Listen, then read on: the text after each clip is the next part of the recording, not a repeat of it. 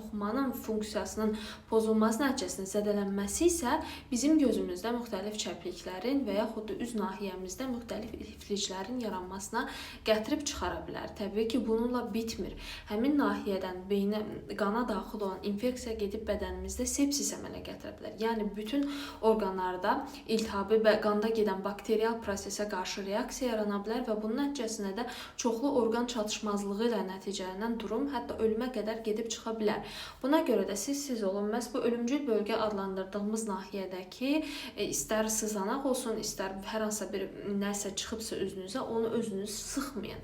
Çünki bu böyük bir risk daşıyır. Bunun əvəzindən əgər bu sizi narahat eləyirsə sızanaq, bunu həkim kontrolu altında müalicə etdirə bilərsiniz və yaxud da çox narahat eləyirsə maksimum steril, yəni maksimum dezinfeksiya qaydalarına əməl edərək təmizləyə bilərsiniz. Amma hər bir halda bunu ev şəraitində